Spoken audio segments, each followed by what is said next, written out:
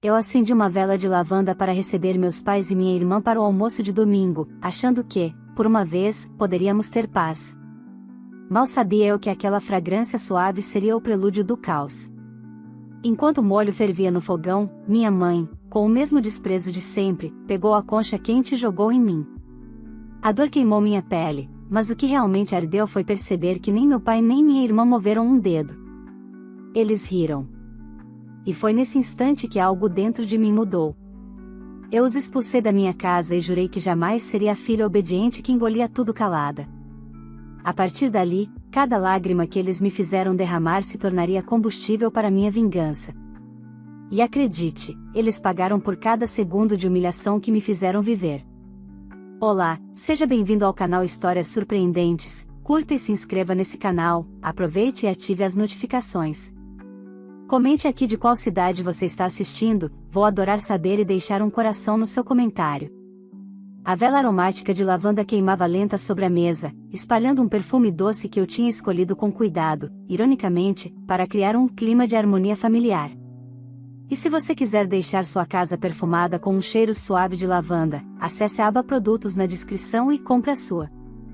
Aquele almoço de domingo seria a primeira vez que meus pais e minha irmã vinham à minha casa desde que comprei o imóvel, um sobrado aconchegante em Campinas, com jardim e cozinha americana. Eu queria que tudo fosse perfeito, ou talvez apenas suportável. Enquanto mexia o molho do frango, tentei não pensar nas frases que certamente viriam. Você ainda não casou, porque não tem filhos, sua irmã está prosperando, devia aprender com ela. Eu conhecia bem o roteiro. A diferença é que, dessa vez, eu não era mais a filha que engolia tudo em silêncio. Minhas mãos tremiam levemente, não de nervosismo, mas de uma antecipação estranha, como se algo dentro de mim soubesse que aquele dia seria diferente. A campainha tocou. Respirei fundo, olhei para a vela que insistia em queimar com elegância, e murmurei, que o cheiro de lavanda disfarce o cheiro da falsidade. Minha mãe entrou primeiro, de salto alto e expressão de desdém, como se visitar minha casa fosse um ato de caridade. Bonitinho aqui, simples, mas limpinho, comentou, vasculhando tudo com os olhos. Meu pai seguiu atrás, com o mesmo olhar cansado de quem nunca teve voz própria. E por último veio Camila, minha irmã mais nova, com um sorriso debochado e a arrogância típica de quem cresceu ouvindo que era a joia da família. Fingiram cordialidade, elogiaram o vinho, e sentaram-se à mesa enquanto eu finalizava o almoço. O silêncio só era quebrado pelas críticas veladas, o tempero estava forte, o arroz grudado, o frango demorando demais. Eu já estava acostumada, mas o que aconteceu depois ultrapassou qualquer limite. Quando serviu o ensopado, minha mãe se aproximou por trás, pegou a concha e mergulhou no molho fervendo. Quer saber, Marina? É por isso que homem nenhum te aguenta. Nem para cozinhar você presta. E antes que eu pudesse reagir, ela virou a concha, despejando o líquido quente no meu braço. A dor foi imediata, cortante, acompanhada pelo som da risada de Camila. Devia aprender a cozinhar direito, mana. O tempo pareceu parar. Eu olhei para as duas, a mãe que me feriu e a irmã que se divertia com isso, e algo dentro de mim simplesmente quebrou. O silêncio que veio depois não foi de medo. Foi o silêncio de quem enxerga, pela primeira vez, a verdade. Peguei a toalha de mesa e joguei sobre o chão, abafando o cheiro de molho queimado. Fui até a porta, apontei para fora e disse, com uma calma que assustou até a mim mesma, acabou. Vocês estão expulsos da minha casa. Minha mãe ficou boquiaberta. O quê? Isso mesmo. Peguem suas coisas e saiam antes que eu perca a educação que vocês nunca me ensinaram. Camila levantou indignada, o pai tentou intervir, mas eu não dei espaço. Saem. Agora. Eles foram embora entre ofensas e ameaças, dizendo que eu me arrependeria, que estava cuspindo no prato em que comi. O portão bateu com força, e o silêncio voltou, acompanhado do cheiro de lavanda, agora misturado ao perfume agridoce da libertação. Naquele instante, entendi que nada seria como antes. E, pela primeira vez, senti prazer em imaginar o quanto eles ainda pagariam por tudo o que fizeram comigo. Depois que o portão se fechou e o eco das ofensas deles se perdeu na rua, fiquei parada na sala por alguns minutos, com o braço ardendo e a mente completamente lúcida. O cheiro de lavanda ainda pairava no ar, doce e provocante, como se zombasse da cena recém-encerrada. Pensei em chorar, mas o choro seria um presente para quem me feriu. Então, ri. Ri baixinho, de um jeito que até me assustou. Parabéns, Marina. Você finalmente aprendeu a servir o prato principal, o limite. Peguei uma pomada que guardava no armário e tratei a queimadura sozinha, como sempre fiz com todas as feridas da vida. Desde criança, aprendi que carinho não era um direito, era uma recompensa que minha mãe dava apenas a Camila. Eu, por outro lado, era o projeto de fracasso que ela adorava corrigir. Passei o resto da tarde sentada no sofá, observando a vela de lavanda derreter até o fim. A chama vacilava, mas resistia, e havia algo de poético nisso. Assim como ela, eu também estava queimando tudo que sobrou de paciência e afeto. No dia seguinte, as mensagens começaram. Primeiro da minha mãe, dizendo que eu havia humilhado a própria família. Depois, Camila, me chamando de ingrata e histérica. E, por último, meu pai, com sua clássica covardia disfarçada de diplomacia: filha, sua mãe exagerou, mas você também poderia ter evitado. Seja madura. Madura. Essa palavra me fez gargalhar. A mesma família que sempre me tratou como uma adolescente problemática agora queria que eu fosse madura. E o mais interessante é que, naquele momento, pela primeira vez, eu realmente era. Fui trabalhar normalmente. Ninguém ali imaginava o que tinha acontecido. No escritório, eu era gerente precisa, fria, sempre pronta. E talvez fosse por isso que meu chefe confiava tanto em mim. O homem não sabia que a frieza que ele admirava era apenas o resultado de uma vida inteira de rejeição. À noite, enquanto revisava relatórios, recebi uma ligação inesperada de Tânia, a vizinha fofoqueira da minha mãe. Menina, fiquei sabendo do barraco de ontem. Sua mãe está dizendo para todo mundo que você enlouqueceu, que quase bateu nela. Revirei os olhos. Claro, Tânia. Porque minha mãe é sempre a santa, não é? Eu só liguei para te avisar.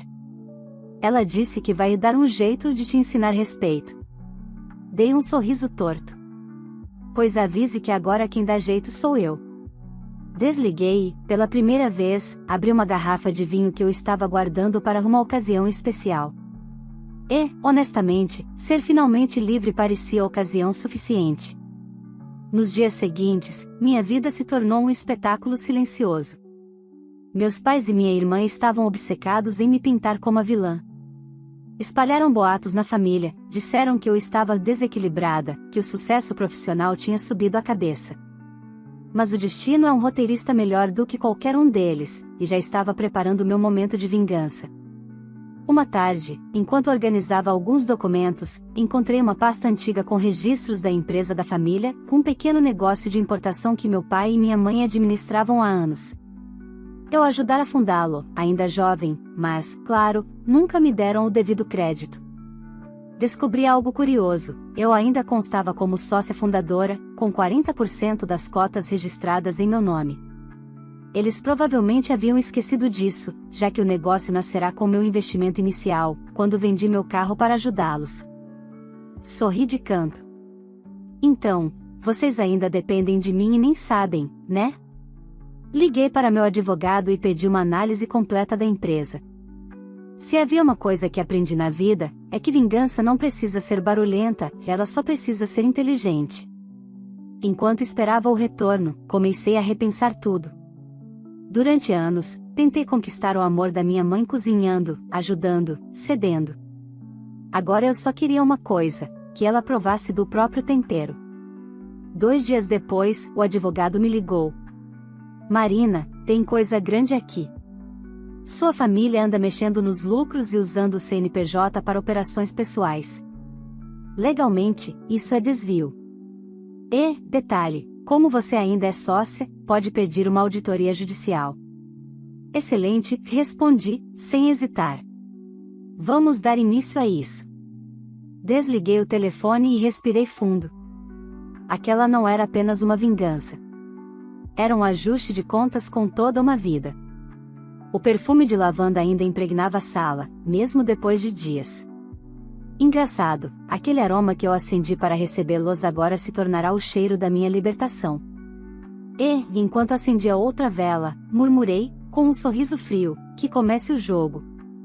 2 dias depois, sentei-me diante do espelho e quase não reconheci a mulher que me olhava.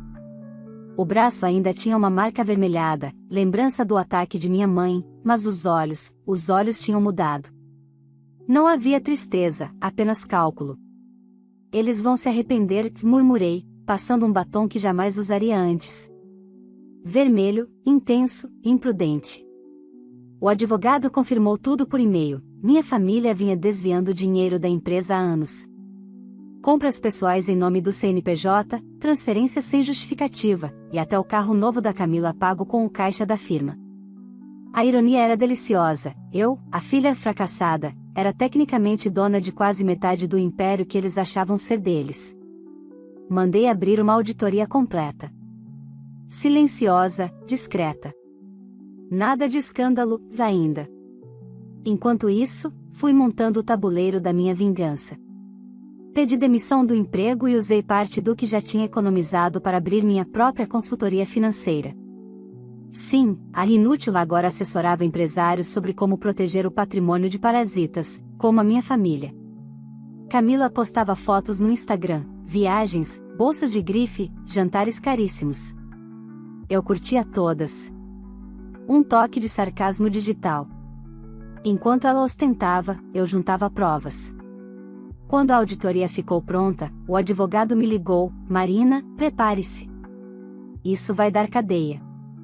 Sorri, mexendo o café. Ah, doutor, cadeia é demais. Por enquanto, quero apenas vê-los rastejar. Fomos ao cartório. Protocolamos a retirada dos meus 40% e a denúncia por má administração. No mesmo instante, o banco bloqueou as contas da empresa até que a justiça definisse quem tinha razão. Em menos de uma semana, meus pais e Camila estavam sem acesso ao dinheiro que sustentava o luxo deles. As mensagens começaram de novo. Marina, o que você fez? Gritava minha mãe pelo telefone. Apenas o que qualquer sócia responsável faria diante de fraude, mãe. Fraude? Você enlouqueceu? Não, mãe. Só deixei de fingir que sou idiota. Desliguei antes que ela terminasse de surtar. À noite, abri outra garrafa de vinho e brindei comigo mesma. Saúde, para quem finalmente aprendeu a cozinhar vingança em fogo brando. Os dias seguintes foram um espetáculo de desespero. Camila ligou chorando: Marina, eu vou perder o carro. Ah, aquele que foi comprado com o dinheiro da empresa? Que tragédia. Você está se vingando da gente. Imagina, mana. Estou só ajustando as contas. Literalmente.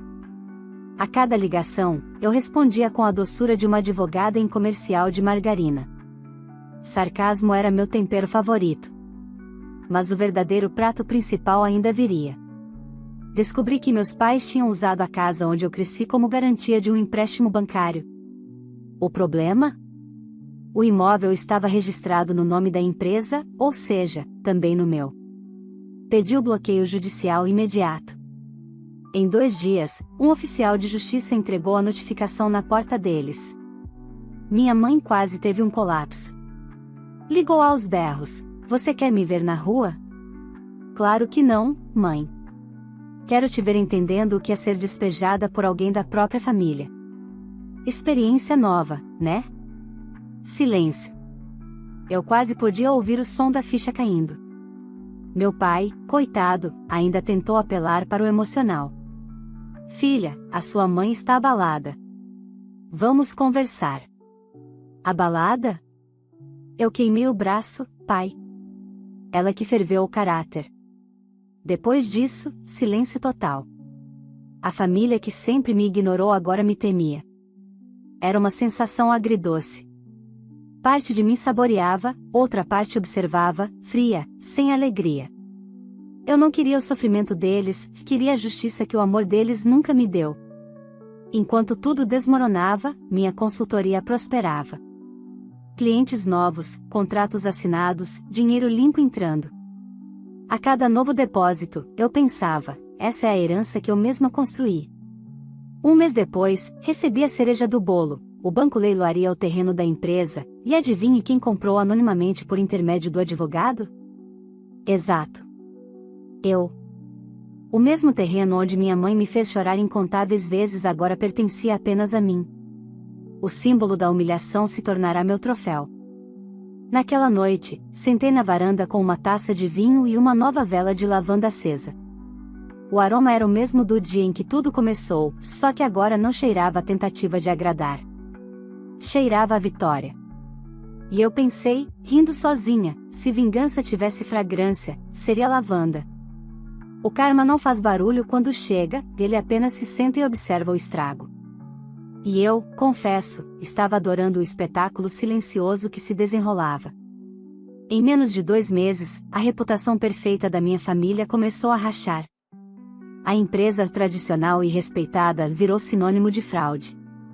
Fornecedores romperam contratos, bancos bloquearam linhas de crédito e, para completar, o nome da minha mãe apareceu em um processo trabalhista de uma ex-funcionária que ela havia humilhado. Eu só precisei assistir. As más notícias chegavam até mim como boletins de uma novela trágica. Camila teve o carro apreendido, aquele mesmo que ela exibia nas redes sociais com legendas tipo "trabalhe enquanto eles dormem". Ah, ironia divina. Agora era ela quem dormia pouco, tentando achar uma forma de pagar as parcelas atrasadas. Certo dia, o advogado me ligou: Marina, sua mãe entrou com uma petição pedindo sua retirada da sociedade. Que interessante, doutor. E ela pretende fazer isso como? Me oferecendo uma xícara de café quente? Ela alega incapacidade moral de continuar ao seu lado. Engraçado. Moral foi o que ela me jogou no braço junto com um molho quente. Eu ri tanto que o advogado ficou em silêncio por alguns segundos. A ironia era uma arma poderosa, e, pela primeira vez, eu sabia usá-la sem culpa. Mas o golpe final ainda estava sendo preparado.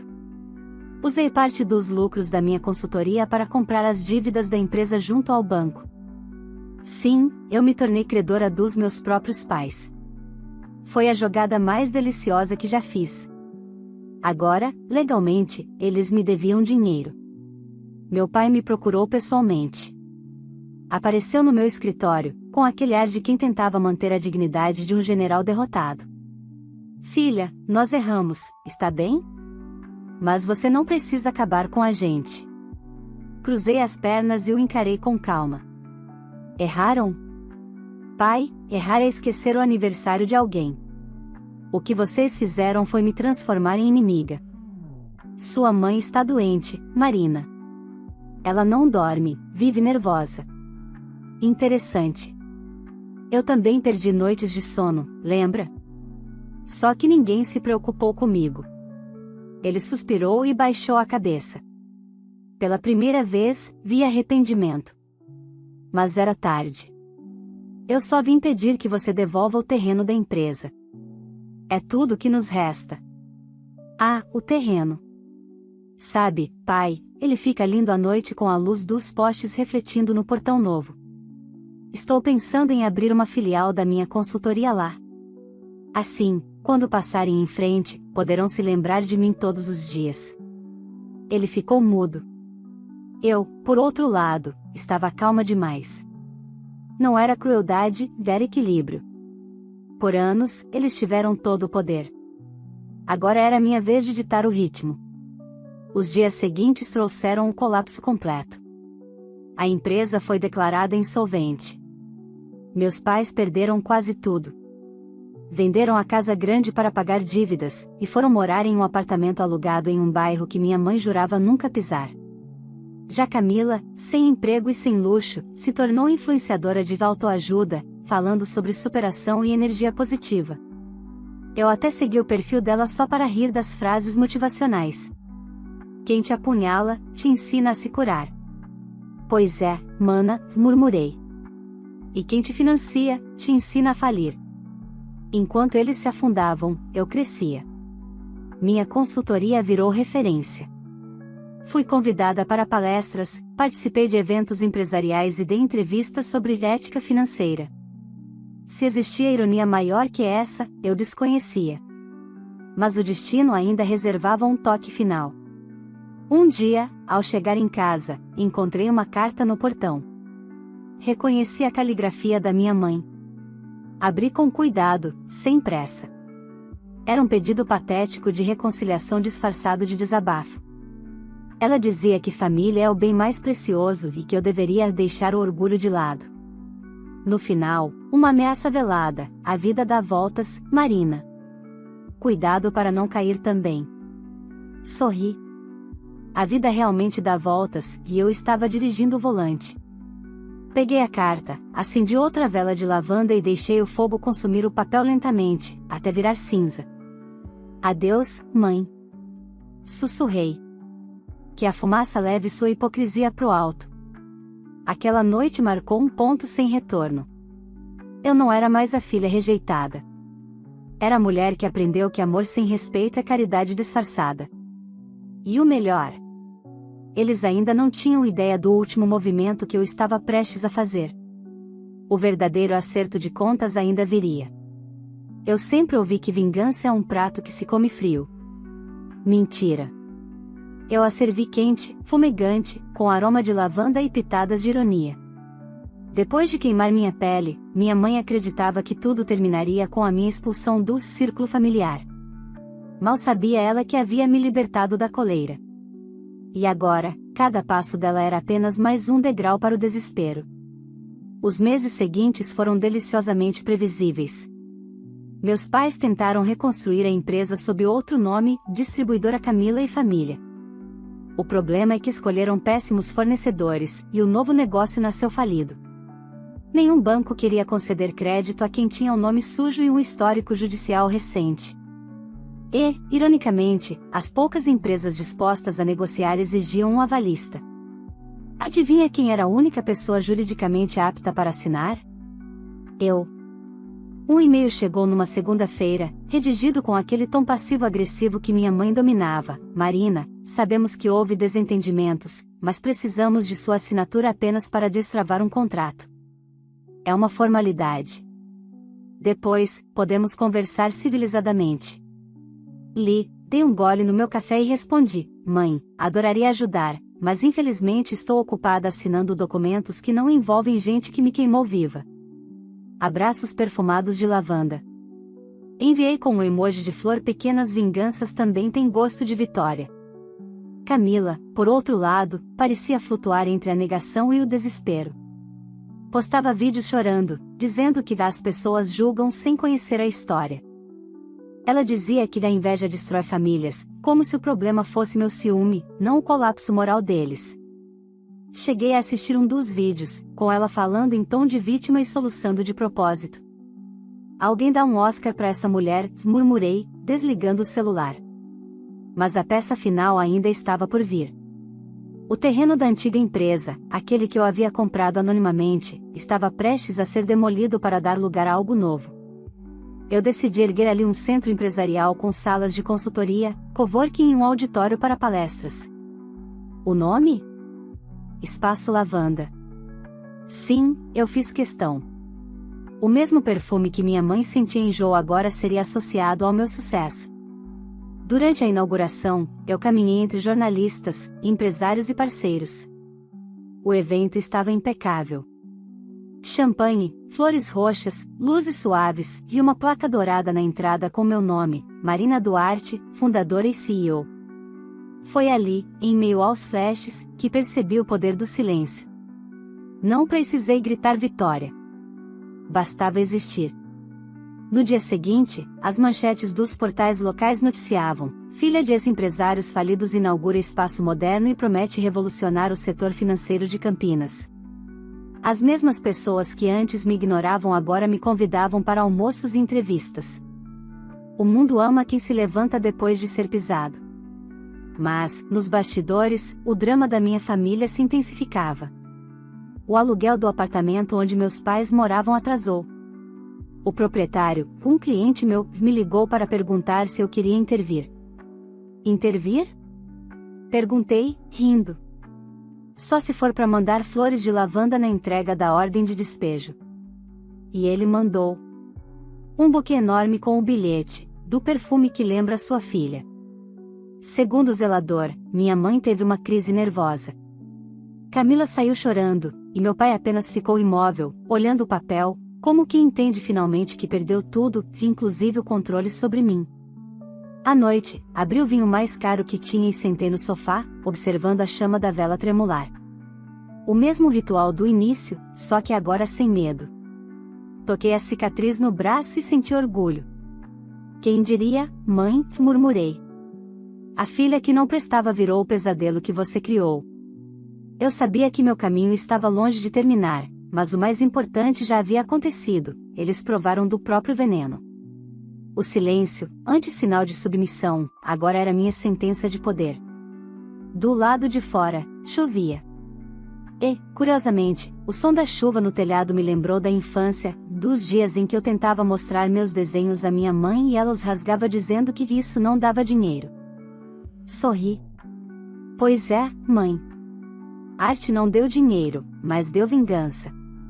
Enquanto o vento carregava o perfume da lavanda pela casa, percebi algo que nunca imaginei sentir: paz. Não a paz dos inocentes, mas a paz de quem fez justiça com as próprias mãos. E ainda faltava o gran finale, a jogada que encerraria, de uma vez por todas, a história dos Duarte. Porque, se tem uma coisa que aprendi, é que perdão é luxo para quem não tem memória. O fim não veio com explosões, nem com gritos, veio com notificações e manchetes. Foi poético, metódico, frio. Do jeito que eu sempre imaginei. 3 meses após a inauguração do Espaço Lavanda, o Ministério Público abriu uma investigação sobre fraude fiscal e uso indevido de recursos na antiga empresa dos meus pais. As provas? Todas enviadas de forma anônima. Cada extrato, cada recibo, cada transferência disfarçada em pagamento de consultoria.